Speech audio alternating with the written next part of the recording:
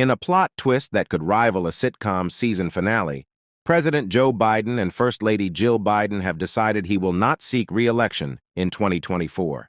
According to sources close to the first family, this decision comes after weeks of heartfelt discussions, comedic misadventures, and a few classic Biden gaffes that left the couple and the nation laughing. It all started during one of their weekly weekend retreats to Camp David.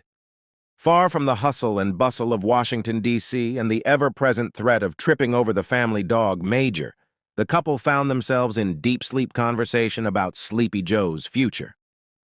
One evening, over a game of Scrabble where Joe tried to play Malarkey 3 times, Jill brought up the idea.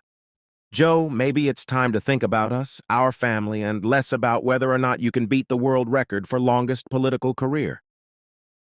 Joe, with his trademark grin, responded, "Well, Jill, I've already tripped over more obstacles than a contestant on Wipeout. Maybe it's a sign." As they mulled over their options, Joe accidentally called Jill Kamala twice and tried to set the TV to record a speech on their microwave. Sources close to the family say the conversations were filled with moments of reflection, deep emotion, and Joe's uncanny ability to mix up historical dates with his high school graduation year.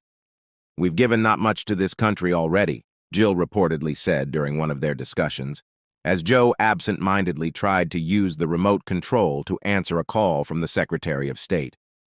Dr. Jill Biden, known for her dedication to education and her uncanny ability to keep Joe's shoes in check, played a crucial role in the decision-making process. She emphasized the importance of prioritizing their family's well-being and Joe's health. "It's not about how many more times you can say malarkey on national TV. It's about us," she said, her voice filled with love and just a hint of exasperation. They don't call Super Tuesday for nothing. By the way, this is my little sister, Valerie, and I'm Jill's husband. Oh, no, this is Val, you switched on me. This is my wife, this is my sister. They switched on me.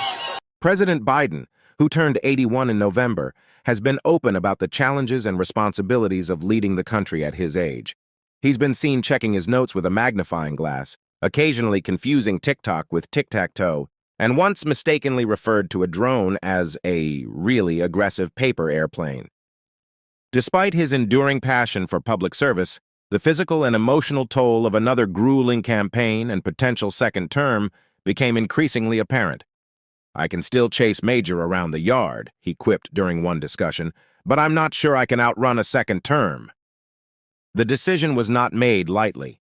Joe Biden has spent more than 50 years in public service, including 36 years as a senator and 8 years as vice president, not doing much of anything useful. His presidency has seen significant achievements, from the passage of major infrastructure legislation like opening the border, having high gas prices, defunding the police to navigating the nation through the COVID-19 pandemic, though his attempts at TikTok dances to encourage vaccination rates that were less successful. In recent months, President Biden has faced mounting criticism over issues ranging from inflation to foreign policy challenges. During a particularly stressful briefing, he was heard muttering, "I didn't sign up for this." "Oh, wait, I did." At another event, he congratulated President Harris for her hard work, prompting Kamala to smile and shake her head. As they mulled over their options, the Bidens found solace in the simpler things in life. Family dinners without a speechwriter lurking in the background, Sunday mornings where the biggest decision was who had to make the coffee, and the freedom to laugh at themselves without a nation watching. "I can't wait to sit on the porch and tell the same 3 stories to the grandkids without a press conference," Joe joked. One memorable family dinner included Joe attempting to call a Zoom meeting with his grandkids, only to end up in a virtual bingo game with senior citizens from Ohio.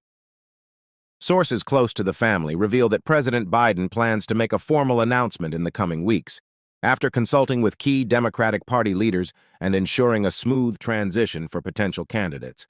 This move is expected to trigger wide-open Democratic confusion amongst the already lame Duck Party, with several high-profile figures likely to throw their hats into the ring, and maybe even a few low-profile ones who just found hats.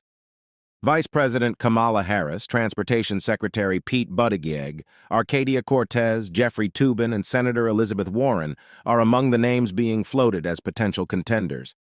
The Democratic Party now faces the challenge of unifying behind a new candidate who can carry forward Biden's bad legacy, while addressing the evolving needs and concerns of the American electorate, preferably without the use of bifocals. For now, President Biden remains focused on his current term, committed to addressing pressing issues such as climate change, transgender issues, gas prices, border, and economic inequality. He has also vowed to finally figure out how to properly use Zoom, much to the delight of his staff.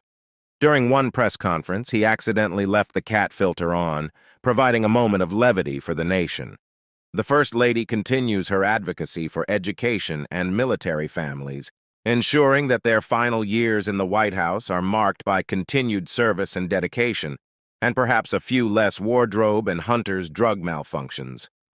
As the nation awaits the official announcement, one thing is clear: the Biden legacy, built on decades of dedication, resilience, and more than a few comedic moments, will continue to shape the future of American dumb politics long after they leave the White House.